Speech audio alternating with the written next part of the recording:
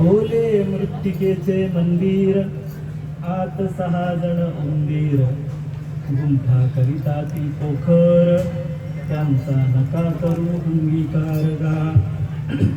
वासुदेव करीतो फेरा, तू अद्यापिका निदसुरा, सावध होई रे गौहारा, भज भज तू शारंग धरा गा. बा तुझे तू सोय रे, तू तुझे नी आधारे, तूची वडील बाधारे, वरकड मिळाले ते अवघे चोरगा. वासुदेव करीतो फेरा, तू अद्यापिका निदसुरा, सावध होई रे गौहारा, भज भज तू शारंग धरा गा. वासुदेव फोडितो टाहो, उठी उठी लवला, हा दुर्लभ मानव देहो, म्हणे तुकया बंधू सहित लवला होगा. वासुदेव करीतो फेरा, तू अद्यापिका निदसुरा, सावध होई रे गौहारा, भज भज तू शारंग धरागा. समचरण सरोजम सान्द्रनीलाम्बुदाभं, जघननिहित पाणिं मण्डनं मण्डनानां, तरुण तुलसीमाला कंधरं कञ्जनेत्रम्. सदयधवलहासं विठ्ठलं चिन्तयामि, पांडुरंगा करू प्रथम नमन, दुसरे चरणा संतांची या, ज्यांच्या कृपादानी कथेचा विस्तारू. बाबाजी सद्गुरु दास तुका, कलावज्ञ जीवोद्धरार्थावतारं, कलांकांकते योधिकमोदिवक्त्रं, फलानीशवादापनोदार्हदक्षं, समाधिस्थमूर्तिं भजे ज्ञानदेवं. नमो ज्ञानेश्वराय, नमो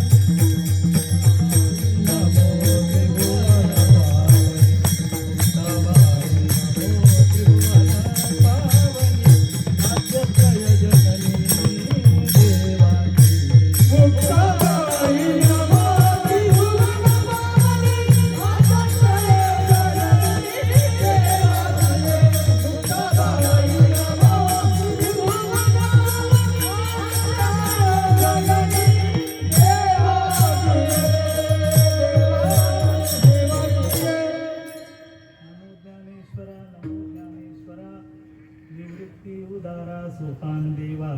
मुक्ताबाई नमो त्रिभुवन पावनी, आद्यत्रय जननी देवांची.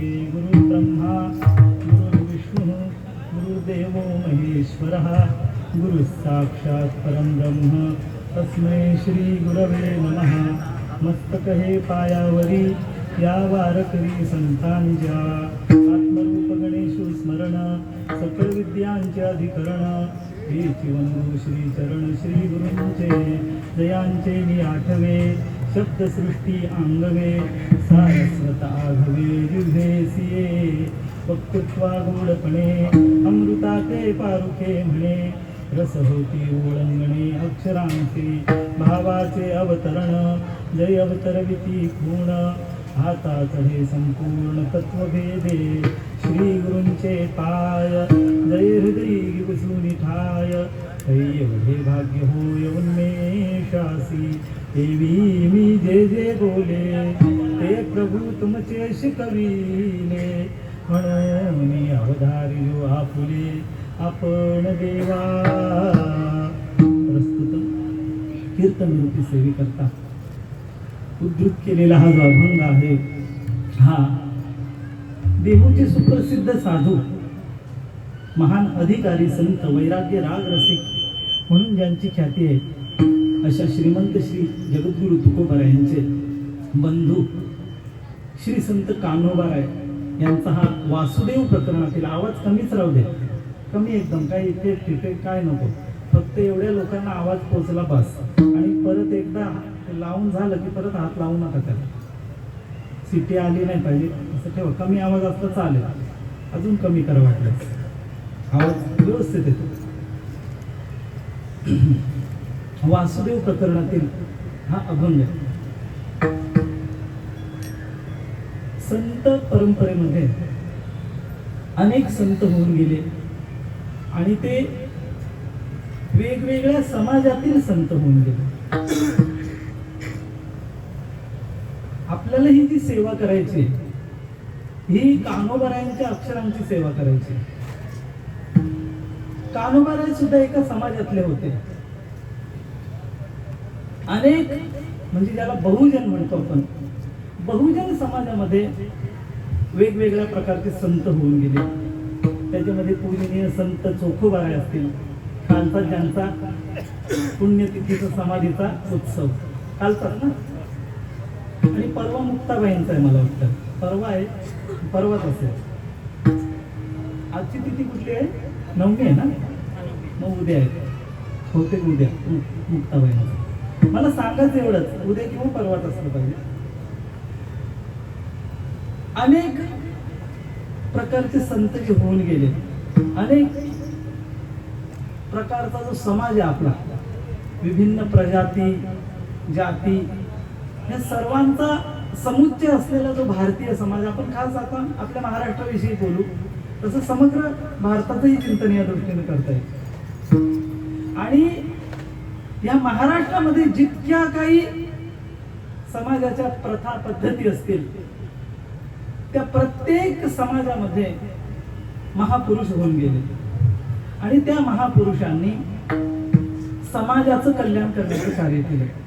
फक्त फरक हा आहे की आपण महात्म्याकडे बघत असताना सुद्धा तो कुठल्या समाजाचा आहे या दृष्टीनं त्या समाजातल्या लोकांनी त्यांचा विशेष गवगवा केला पाहिजे अशा वृत्तीनं आपण बघतो. उदाहरणार्थ, एखादा चर्मकार समाजातील साधू असेल तर त्याला चर्मकार समाजाच्या लोकांनीच उचललं पाहिजे, त्याचा आदर त्यांनीच केला पाहिजे, असा एक दृष्टिकोन आहे समाजात. मला असं नाही म्हणायचं की तुम्ही तसं पाहता, मी शब्द वापरला आपण. आपण म्हणजे आपल्या संबंधातले असलेले आपलेच लोक अशी थोडीशी गफलत करून बसतात आणि संतांना देखील आपण समाजामध्ये वाटून टाकतो. खरे धारिष्ट्याचं काम आपण करायला नाही पाहिजे. संतांचा अधिकार फार मोठा असतो. एखादा महात्मा ब्राह्मण शरीराचा असेल पण तो महात्मा असल्यामुळे सगळ्याच लोकांना उपकारक तो असतो. सगळ्याच म्हणजेच यातीहीन लोकांना सुद्धा तो उपकारक असतो. यातींचा तर विचार आहेच, पण त्याच्याही पुढे जाऊन बोलतो यातीहीन लोकांना सुद्धा तो उपकारकच असतो. दुसरी गोष्ट, एखादा महात्मा, आता इथे तो ब्राह्मणाचा उल्लेख केला, काही टीकाकार आज इतक्या टीका व्हायला लागल्या. परीक्षेचा काळ आहे हल्ली, हा फार कठीण प्रसंग आहे.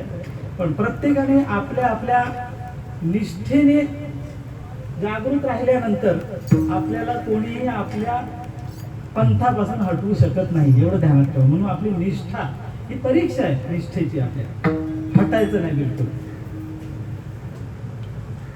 कदाचित मी ब्राह्मण समाजातील महात्म्याचा उल्लेख केला म्हणून लोक बोलतील पण हा ब्राह्मणच उद्धार करतील का, म्हणून मी पहिल्यांदा नाव घेतलं संत चोखोबारायांचं. अगदी अहो विदुर काकांचा विचार करा ना. विदुर काका कुठल्या जातीचे होते? जातीहीन तसं पाहिलं तर, परंतु तरी सुद्धा इतके मोठे महात्मे होते की परमात्म्याने निजधामाला जात असताना त्यांच्याशी गुजगोष्टी करून, त्यांच्याशी पांडवांच्या संबंधित सल्ला मसलत करून त्यांना सुद्धा पुढील साधना निर्विक्षिप्तपणे कशा प्रकारे करता येईल याचं मार्गदर्शन करावं आणि गुजगोष्टी करून मग निजधामाला जावं, इतका मोठा अधिकार याचीही प्रकारात मोडणाऱ्या जीवापैकी असताना सुद्धा अधिकार इतका मोठा प्राप्त केला की भगवंताने त्यांच्याशी गुजगोष्टी कराव्या. आणि त्यांचं जे बोलणं आहे ते बोलणं कुठल्या समाजाकरता कल्याणकारक आहे? तर त्याचं उत्तर आहे सर्वच समाजाकरता उपकारक आहे. अशी संतांची व्यक्तिरेखा असते. या संतांनी समाजावर उपकार करण्याकरता आपली वाणी खर्च केली. संत महात्मे महापुरुष जे असतात ते आपली प्रत्येक गोष्ट ही तोलून मोलूनच वापरात आणतात.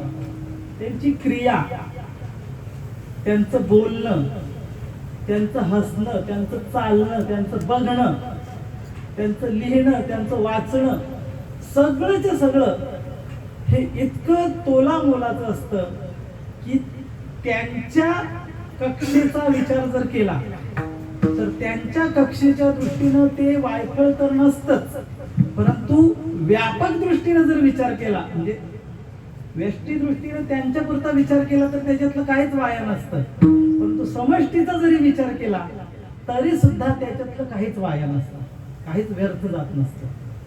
मला सांगायचं एवढंच की त्यांचं बोलणं, त्यांचं चालणं, त्यांची प्रत्येक क्रिया ही लोकोपकारकच असते, समाजाला उपकारकच असते. आणि त्यामुळं त्यांनी रचलेली जी अक्षर संपदा आहे, ग्रंथ संपदा आहे, ही आपण लोकांचं कल्याण व्हावं या दृष्टीने जेव्हा सेवा आयोजित केल्या जातात, आपण एखाद्याच्या पुण्यतिथी निमित्त, एखाद्या पूजेच्या निमित्त, सप्ताहात, उत्सवात आपण ह्या सेवा आयोजित करतो. हे कशा करता? किंवा आपण आयोजित करतो म्हणण्यापेक्षा आपल्या पूर्वजांनी या आयोजित करण्याच्या पद्धती घातलेल्या आहेत, ह्या कशा करता? तर त्याचं मुख्य कारण आहे समाजाला योग्य दिशा आणि योग्य दशा प्राप्त व्हावी ह्या करता या सेवांचं आयोजन असतं. आणि म्हणून या सेवांच्या निमित्तानं संतांच्या अक्षरांचं चिंतन केलं जातं. आणि ज्यामुळे जो हेतू आहे आपल्या पूर्वजांचा उद्धार, आपल्या पूर्वजांना सुख, ह्या गोष्टी निश्चित साधल्या जातात. त्याचा इतका विस्तारानं विचार येतो आपल्याला कदाचित त्याचा हिशोब करता येणार नाही. म्हणून ते सांगतात की जो भजन करणारा भक्त असतो, जो भाविक असतो, जो श्रद्धायुक्त अंतःकरणानं देवाची सेवा करण्याकरता भजन करतो, सेवेमध्ये स्वतःला वेचतो, त्याचा एकट्याचा उद्धार होतो याच्यात नवल नाही, तर त्याच्या संबंधानं सगळ्याच्या सगळ्या कुळांचा उद्धार त्याच्या होतो. अशा प्रकारचं वर्णन येतं. मला सांगायचं एवढंच की ह्या करता या सेवांचं आयोजन असतं आणि म्हणून त्यांच्या अक्षरांचं चिंतन केलं जातं. आता ही अक्षर जी आहेत, ही अक्षर सुद्धा त्यांनी आपल्या आपल्या जशा प्रकारे स्फुरणा त्यांना प्राप्त झाली त्या स्फुरणेप्रमाणे आपली अक्षर व्यक्त केली. आणि ती व्यक्त केलेली अक्षर ही कधी वासुदेवाच्या रूपाने आहेत, कधी आंधळ्या पांगळ्याच्या रूपाने आहेत, कधी संत महिन्याच्या रूपाने आहेत, कधी नाम महिन्याच्या रूपाने आहेत, कधी आणखीनच वेगळ्या रूपाने तुम्हाला भेटतील, पिंगळा रूपाने असतील. फक्त घडलंय असं की आपण त्या पिंगळ्याचा उपयोग स्वजागृती करता न करता लोकांना घुमवण्याकरता करायला लागलो. लोक इतकी मूर्ख आहेत, तुम्हाला वाटेल तुम्हाला बोलायला माहीत भेटलं म्हणून तुम्ही कोणालाही मूर्ख म्हणाल का? नाही, आम्हाला तुमच्याविषयी आपुलकी आहे म्हणून बोलतो, नाहीतर काही घेणं नाही, डुबते राहू. मला सांगायचं एवढंच, आपुलकी आहे म्हणून बोलतो. इतकी मूर्ख झालेत लोक की काल्याचं कीर्तन आहे आणि लोक कीर्तन करायला विनंती करत पिंगळा झाला पाहिजे. आता काय संबंध आहे सांगा मला, तिथे काय संबंध आहे? सांगायचं एवढंच की आपल्या उद्धाराकरता ही अक्षर समर्थ आहेत. या अक्षरांची सेवा करण्याच्या वृत्तीने जर आपण या अक्षरांकडे प्रवृत्त झालो, अक्षरांकडे, तर निश्चित आपला उद्धार होईल, आपल्या संबंधितांचाही उद्धार होईल आणि समाजासाठी सुद्धा ते उपकारक ठरेल. आणि म्हणून या अक्षरांची सेवा ठिकठिकाणी केली जाते. विठ्ठल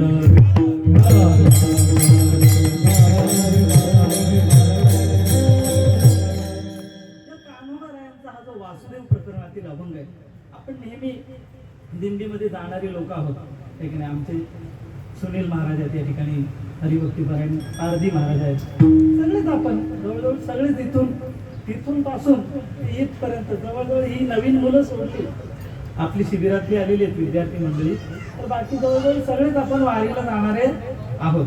आणि हे अभंग आपण प्रसंगाला गात पण असतो, आपल्याला जसं जमेल तशा पद्धतीनं आपण बोलणाऱ्याच्या मागे म्हणा किंवा कधी पुढे म्हणण्याचा प्रसंग आला तर पुढे हे अभंग गात असतो. पण बऱ्याच वेळा काय घडतं, या अभंगाच्या अर्थाकडे आपण बघत नाही. पण दिंड्यांचं हे विशेष आहे की दिंडीमध्ये वारंवार तीच अक्षर नुसती उच्चारली तरी सुद्धा कल्याण करण्याचं सामर्थ्य या अक्षरांमध्ये. आणि दिंड्यांमध्ये ते घडतं, दिंड्यांमध्ये भजन घडतं, तरी सुद्धा आता त्याच्यात सुद्धा खायला देते आलं मध्येच, आहे की नाही? रडू नको, हे काय संबंध आहे काय माहिती, बंद केलं पाहिजे. दिंडीमध्ये कटाक्षानं ज्याच्याकडे सूत्र असतील, दिंडीची मार्गदर्शक म्हणून नावं असतील, तर सांगायचं आमचं नाव काढा, नाहीतर हे बंद करा. हे ठामपणे प्रत्येक वारकऱ्याने सांगितलं पाहिजे. आणि हे अभंग गात मी एका चांगल्या महात्म्याचं ऐकलेलं आहे. त्यांनी असं सांगितलं, म्हणजे वारकरीच होते ते, त्यांनी सांगितलं की ही अक्षर गाता गाता काय होतं काय माहिती. आता समजा पांडुरंगाचं वर्णन आहे काकड्याच्या अभंगामध्ये, तर ती आपण चालताना समोर काय दिसतं आपल्याला, दिंडीत एकतर लोक दिसतात, कधी चढ उतार असला तर थोडीच लोक दिसतात, बाकी सगळं आभाळ. पण ते महात्मा म्हणले इतकं या अक्षरांमध्ये सामर्थ्य म्हटलंय की कधी त्या अर्थाकडे बघत पण नव्हतो. पण वारंवार सेवा घडल्यामुळे, वारंवार उच्चारण रूपी सेवा घडल्यामुळे, गाणं रूपी सेवा घडल्यामुळे न कळत त्या अर्थाकडे नजर जायला लागले आणि कटावर कर ठेवणे अशा अक्षराची अर्थाची पद आली की परमात्मा ते अख्खा आकाश भरून उभा असल्यासारखं दिसतं म्हटलं चालता चालता. म्हणजे किती मोठी गोष्ट आहे महाराज. या गोष्टी ह्या अक्षरांच्या सामर्थ्यानं घडतात. तो काय आपला पुरुष अर्थ नाही तसं पाहायला गेलं तर, पण आपल्या श्रद्धेची सुद्धा जोड त्याला असणं गरजेचं आहे. मला सांगायचं एवढंच, इतकी दिव्य ही अक्षर आहेत संतांची अक्षर. बाकी लवणणारे किती लोक लवणायला लागली तरी त्यांचं तोंड पुढं काळच होणार आहे. त्यांच्याकडे आपण लक्ष न देणं चांगलं. पूजनीय बंडा तात्या महाराज बोलले, भुंकती ती द्यावी भुंको, तुकोबारायांचे शब्द